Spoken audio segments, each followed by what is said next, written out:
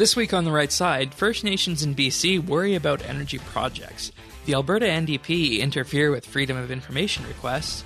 Chief Justice Beverley McLachlin is retiring. And the terrorist in the Edmonton attack has not been charged with terrorism yet. Why not? This is The Right Side, episode 43, recorded Saturday, November 18th, 2017. Responsibility and Obstruction.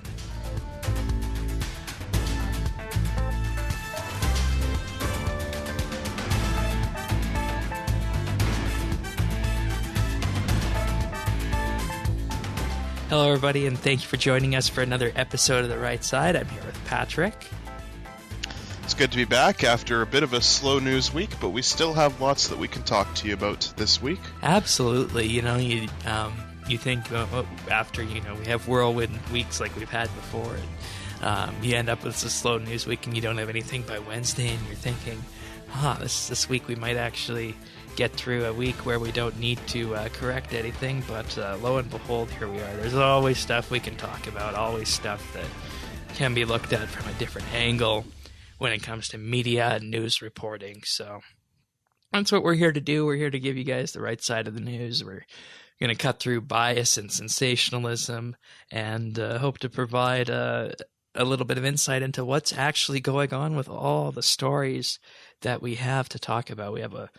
We have a lot of them this week, ranging from a couple of look-backs to something that really hasn't been talked about all that much. But I figure we'll get this show off the ground this week by starting in BC. So what do you got? Well, I've got something that's very, very important, especially in the terms of BC's economy, but not just us, but also the Canadian economy as a whole.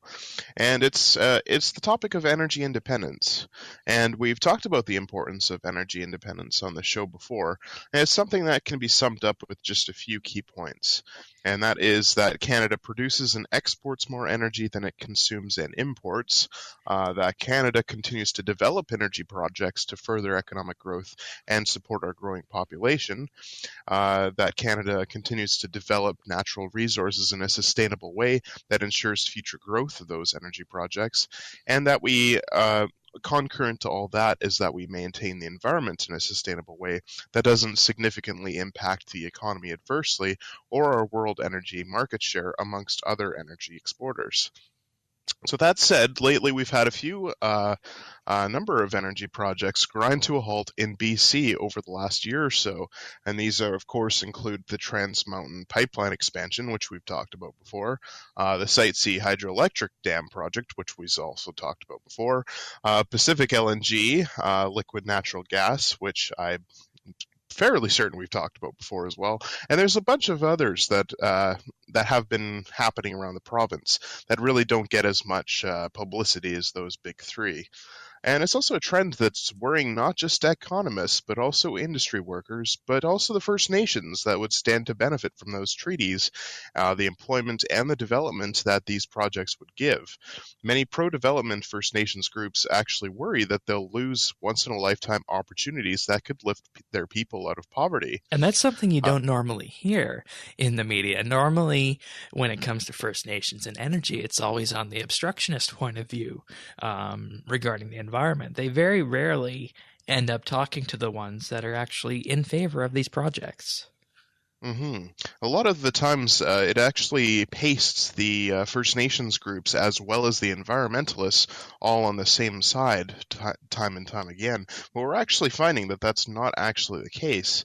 Now, there was a BC Liberal candidate that ran in the Skeena riding back in the 2015 election. He was First Nations. He's called Ellis Ross, and he was the former chief councillor of the Haisla Nation near Kitimat, where the LNG projects were going to take place. And he actually ran as a BC Liberal to help get the LNG industry off the ground. And he was Christy Clark's very, very short-term LNG minister that was actually in charge of the projects before, of course, her government lost in the confidence motion in the House.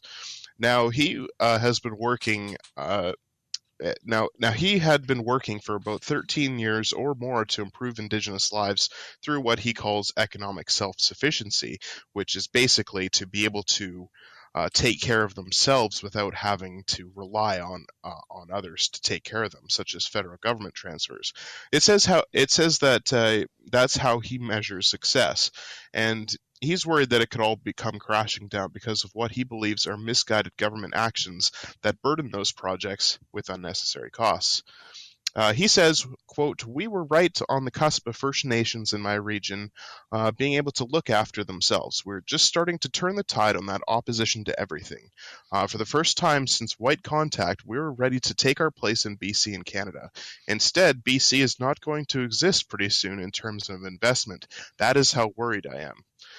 Ross said that governments in Victoria and Ottawa in particular are competing to get rid of industry rather than competing to attract industry like the United States aggressively does, which echoes the experiences of Indigenous leaders in other regions where environmental activism has crushed the fur trade, the seal hunt, and natural resource extraction and left behind poverty, isolation, and resentment.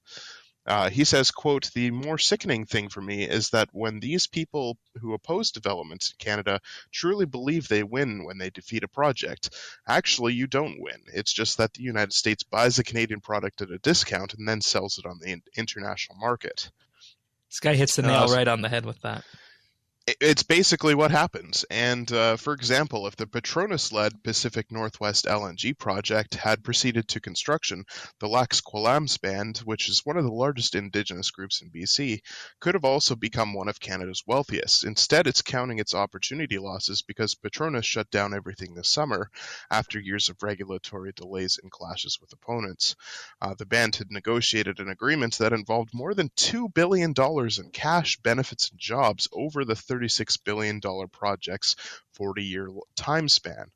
And Karen Ogun-Taves, who was the past chief of the Wet'suwet'en First Nation, said that the collapse of the Pacific Northwest LNG was a wake-up call for the First Nations LNG Alliance, which she leads and represents 6 groups, primarily in northern BC, that signed benefits agreements. She said that up to 50 First Nations in the province's north could benefit if the LNG industry moves ahead, and most are supportive. She said, quote, "It was a no-brainer for our nation to say yes." And they're not the only one, because Calvin Hillen, who is an Indigenous lawyer and author, said that there is rising disillusionment with green activists among Indigenous communities. He said, quote, "These environmentalists are happy to make a park in someone else's backyard. Well, screw that. You're talking about people where there is 90% unemployment." So Helen is a member of the Lax Kw'alaams Band, and he leads the Eagle Spirit Pipeline Project, which is a group that's backed by over 30 First Nations. And the project is fighting Prime Minister Justin Trudeau's proposed tanker moratorium for the northern BC coast, which was announced last year at the same time that the Northern Gateway Pipeline Project was killed. He says, quote, "Who the heck are these people from big cities coming into our traditional territory, telling them what they can and can't do in their traditional territory?" He said, "What those trust fund babies are basically doing is parachuting into traditional territories whose people have looked after the environment for thousands of years." This guy needs to run for office because he also nails the trust fund bit perfectly fine, because that is where Justin Trudeau and Finance Minister Bill Morneau got most of their wealth from. And, if one of these projects, even Northern Gateway, which was approved by the National Energy Board and the former government, went ahead, even if that reduced this 90% unemployment by half, taking it down to 40-45%, that would be a huge amount. It would be, and it would be a significant precursor to development in the region where there's not very many services or opportunities to get jobs. A lot of people have to move to the bigger cities. And it's not just the First Nations in BC that are wanting these projects to go ahead. There's lots across the country as well. Chief Isaac Labukan Iviram, who is the chief of the Woodland Cree First Nation in northeastern Alberta, hopes that the Eagle Spirit project is given a chance. He said, quote, "If we have the ability to prove ourselves, we could show the country and the world how to do things collaboratively and coexistently. I want the ability to share the wealth that has been taken out of our territories for the last 100 years, he said. and Labuka Naviram's band, who is surrounded by oil and gas development, supports energy projects that benefit First Nations communities over the long term. Otherwise, he said he is just administering poverty despite sitting on some of the world's richest oil and gas deposits.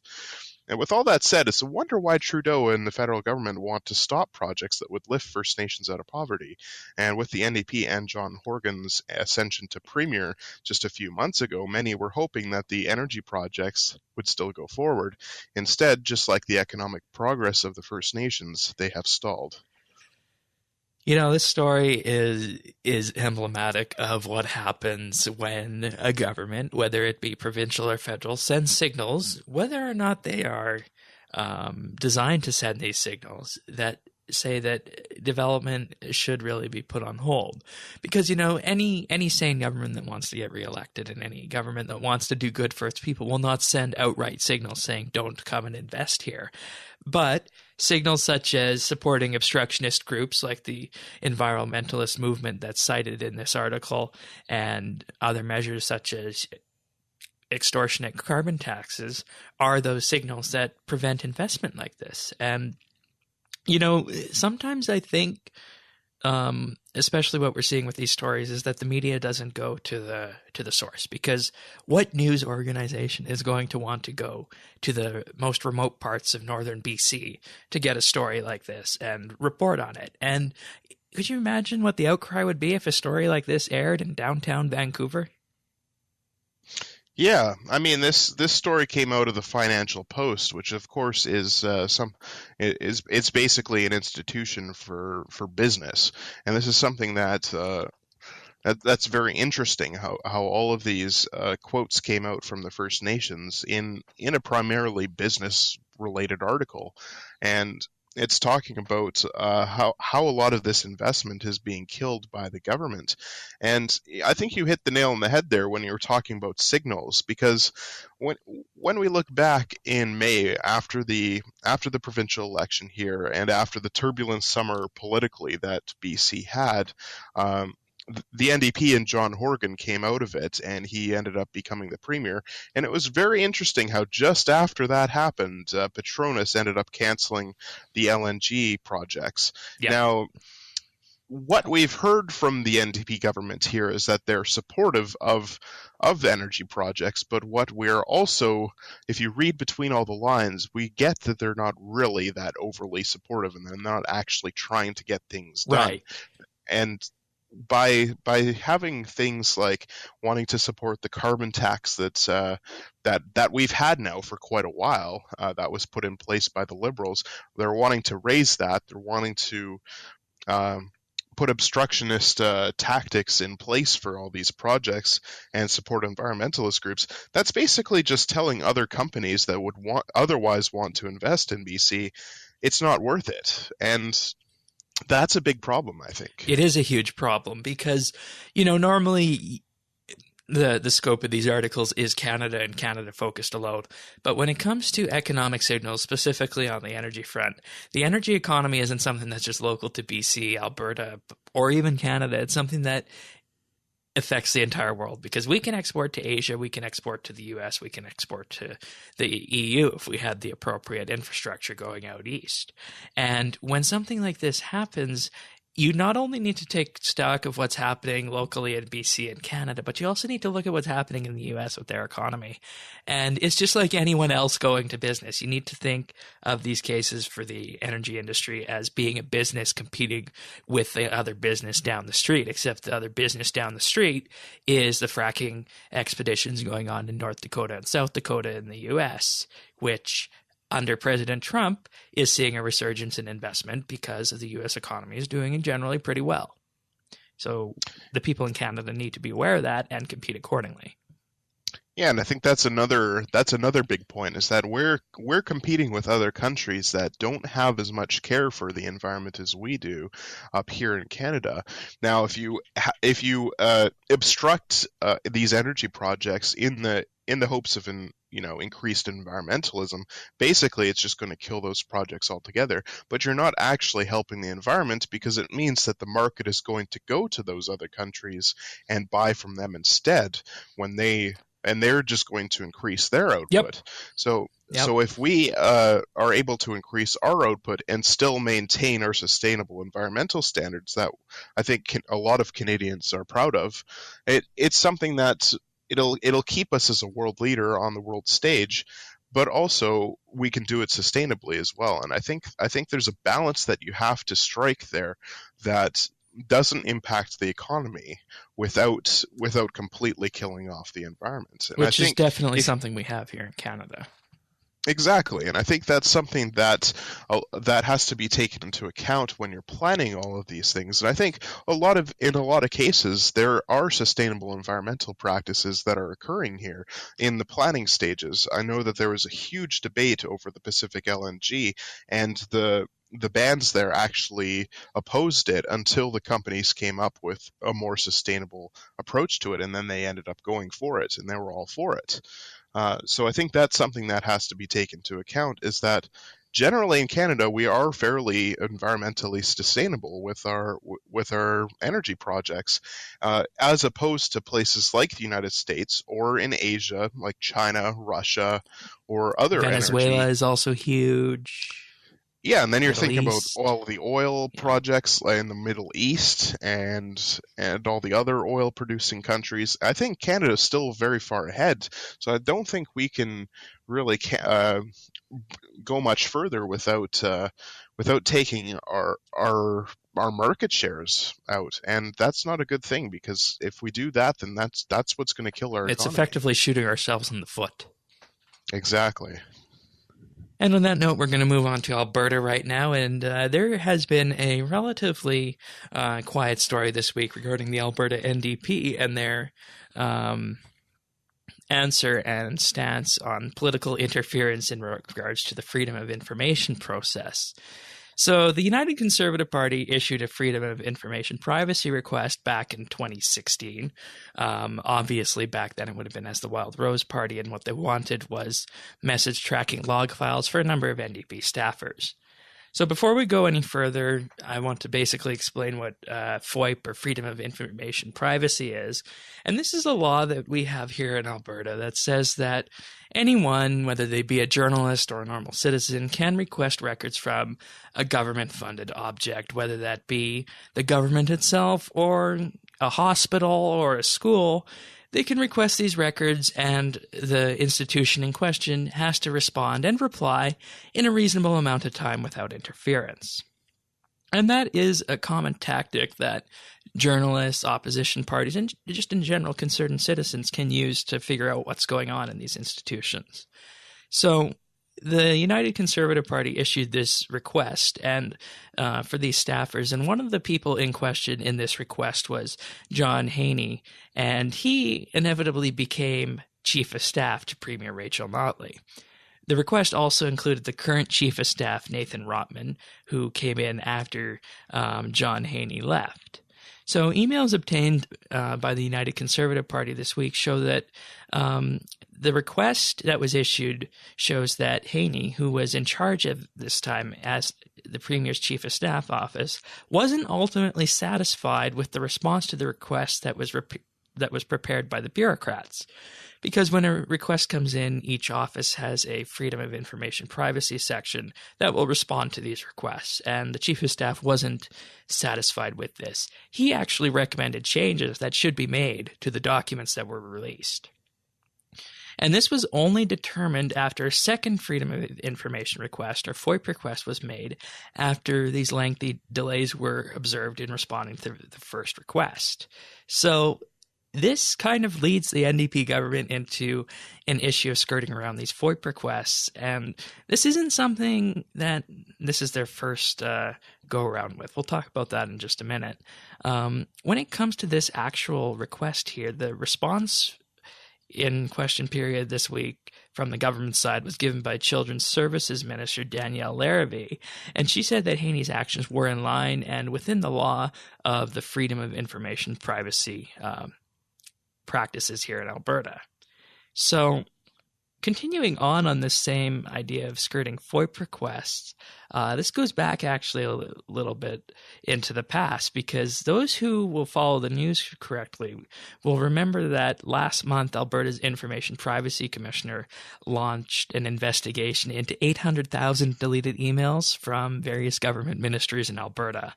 And for anyone who watched the 2016 U.S. election campaign will remember that Hillary Clinton was often grilled by the media, and then candidate Trump about her missing 30,000 emails. So when you compare the magnitude here, 30,000 emails, someone who was running for president, and compared to 800,000 emails for an entire government that have kind of disappeared, this is a pretty big issue, and it's kind of surprising why the media isn't locking into this issue of the government keeping track with its digital record keeping, whether it be in regards to the FOIP requests or these emails. So and that's a significant amount. Oh, more, yeah, too, 800,000. When you consider 800,000 to 30,000, and how much has actually been on the spotlight of the topic of the deleted emails when it refers to Alberta. Like in other parts of the country, there's hardly been any coverage on it whatsoever. Yeah, and just to show what's actually going on, if you go back and look at these emails, former Chief of Staff Brian Topp had a grand total of 72 emails in his inbox as Chief of Staff. So the government was willfully deleting emails, even when the people in question were still working for the government, in this case, Brian Topp. So you can actually go back a bit further to this past May and reveal that there was an internal Alberta Justice email that was obtained by the CBC that showed some political interference as well with the Freedom of Information system. A directive was issued back in May by apparently a, quote, junior FOIP official back in January that would provide the Justice Minister's office with a copy of all records that were requested by journalists and opposition politicians. So the idea behind this is that the office of the Justice Minister wanted to know what exactly opposition politicians and the media were requesting to be talked about. And in regards to this, when it comes down to this, the government in question here is actually looking in and trying to get ahead of these requests, and in some cases interfering with the actual requests themselves, as we saw with the request that the United Conservative Party made in relation to the transition papers for John Haney. And the case back in May ultimately ended up in Alberta's Independent Information and Privacy Commissioner Jill Clayton citing the government for, quote, a lack of respect for freedom of information this past February and January. And it is also Jill Clayton who will be investigating the missing 800,000 deleted emails. So one key point about this is that back in the days when Alison Redford was premier, the media and the opposition were having the same kind of internal discussions here about getting information out of the government and whether or not the Redford government was interfering. And that was front page news for days. But here we are in 2017. The NDP is in charge. The same thing is happening. And you have 3 stories on the matter here. So you can see that what mattered back in 2012 doesn't really matter today in 2017, for the media at least. Yeah, and it's something that's kind of worrying too, because it's something that should be talked about a lot in the media. When it comes down to it, having all these deleted emails, that's a big sign of corruption, because it means that there's something there that they want to hide and that they don't want people to know about, and that's kind of worrying for a lot of people. And for the media to not be focused on that at all, that's also something that's kind of worrying, because the media is there to talk about the news and to talk about what's going on and to keep their readers or listeners or viewers informed about what's going on. And the fact that they're not talking about this means that they're not doing their due diligence and telling us what's going on. Yeah, and I mean, the UCP brought this up in question period this week. It was talked about quite a bit there. But, we really only had one story of it in the Edmonton Journal, the media release on the UCP website. And upon further research, I found the meddling that the CBC published back in May regarding the February FOIP request that was tampered with as well. So you can kind of see a trend emerging here. You think once it might not be an issue, but when it starts to become a trend that kind of reeks of corruption combined with 800,000 emails, there might be something fishy going on there that the media should turn its attention to. And just one final note of irony here. After the 2015 election, when the NDP came into power, the day after the vote happened, shredding trucks appeared at the legislature for the former progressive conservative government, and there was an outcry in the media about that. The fact that the former progressive conservatives could be potentially destroying records that could be pertinent to the new government's operation. So it's just a constant trend of double standards here by the media, and very few people are looking at this, and it should definitely be something that's looked at a lot closer. So with that, I think we should head on to our Canada story, and it's something that we haven't. It's another story that hasn't been discussed in the media very much, even though it has the potential to shape how Canadians go about their business and how laws are passed. And that is that Chief Justice Beverley McLachlin, she is retiring in mid-December, and whoever gets picked to replace her seat on the Supreme Court, it's likely that someone won't be happy about it. So from the Globe and Mail, Prime Minister Justin Trudeau is facing the politics of gender, race, language, and region as he prepares to make his second appointment to the Supreme Court of Canada.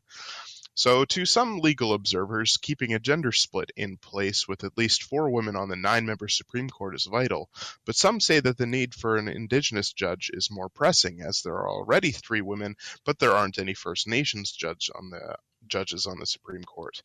And then there are regional politics to consider. Legally, 3 of the 9 must be from Quebec.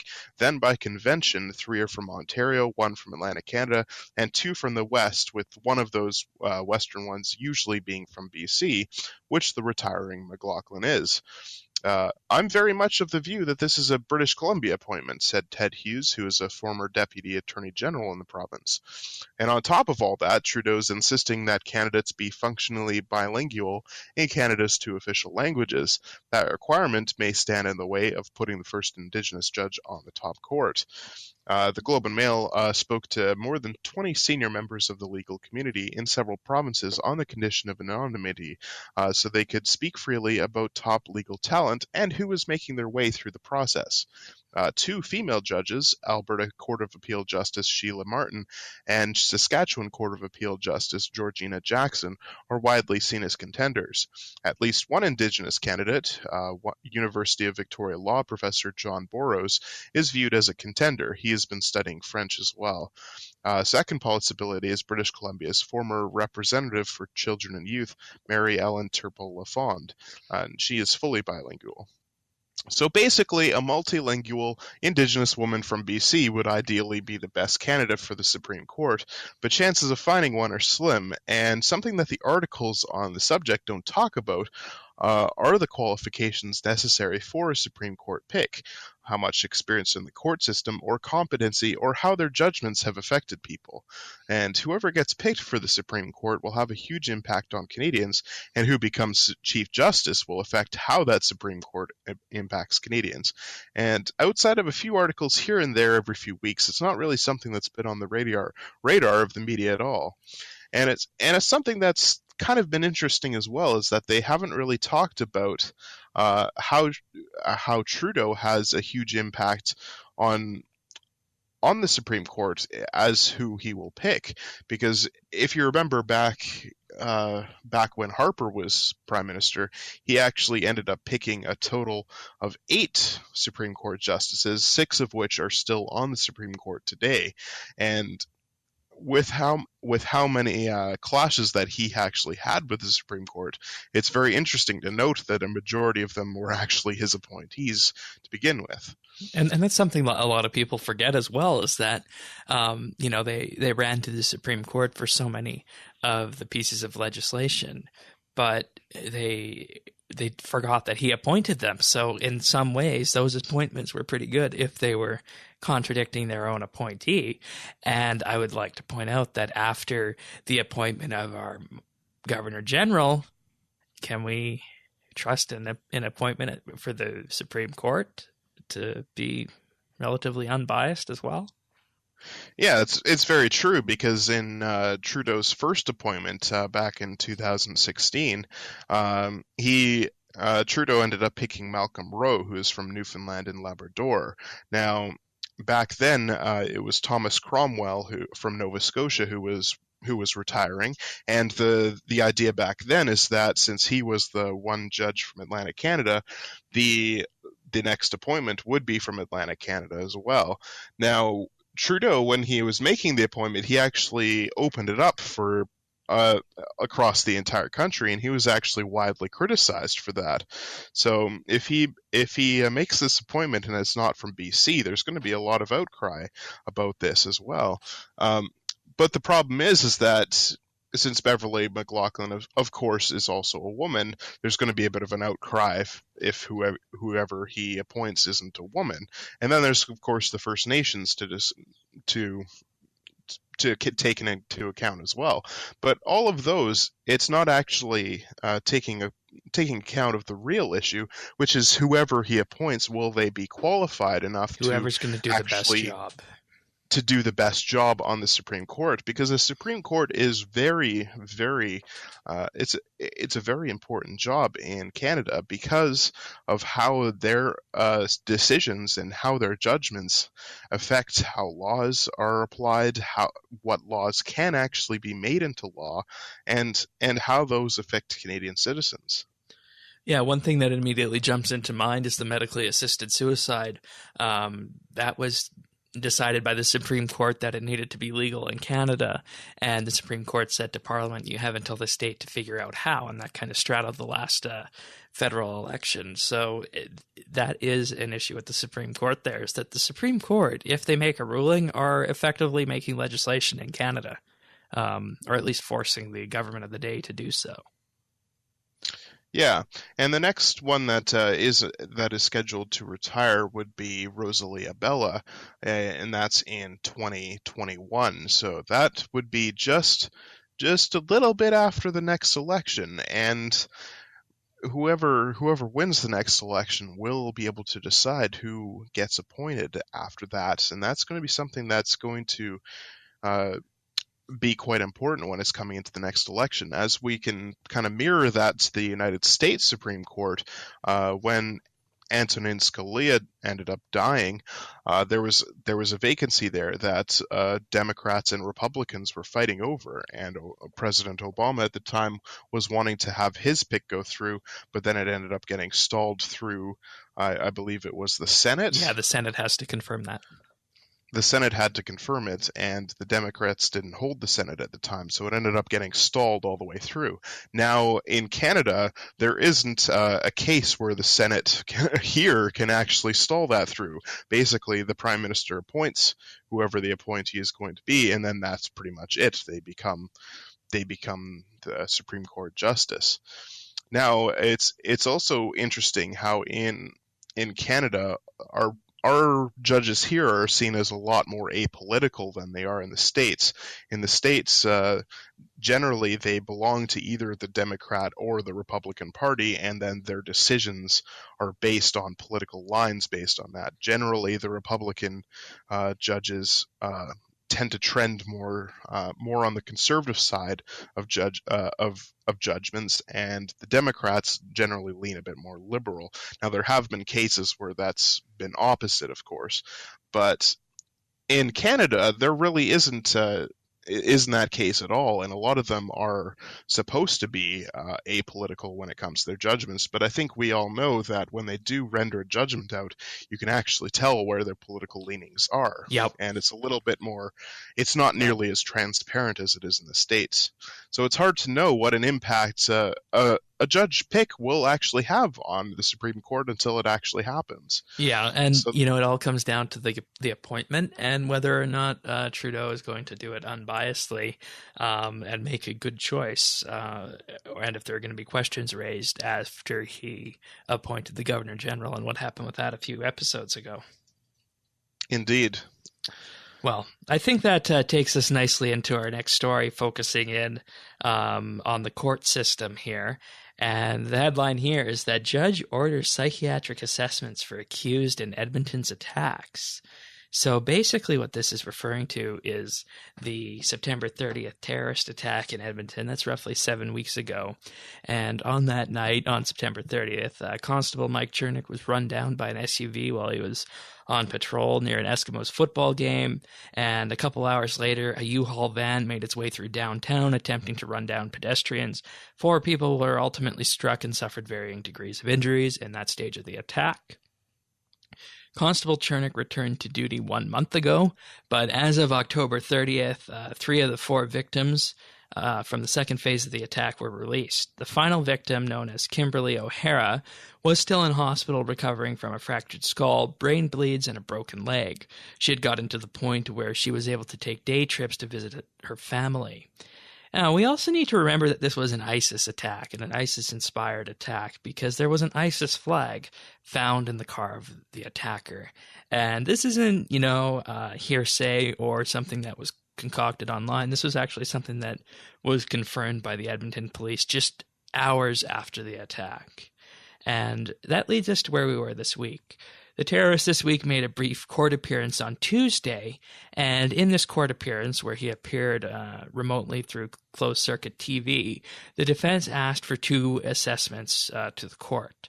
The first of them was whether or not the terrorist was determined fit to stand trial for the crimes. And the second was to figure out if he is criminally responsible for this terrorist attack. So the RCMP is ultimately still investigating this, but terror attack charges have not been laid yet.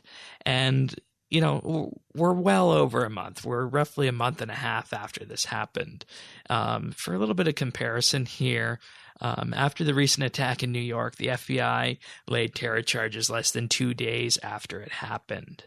So the charges in question today, if you guys are wondering, are 5 counts of attempted murder, 5 counts of dangerous operation of a motor vehicle, 1 count of criminal flight causing bodily harm, and 1 count of possession of a weapon.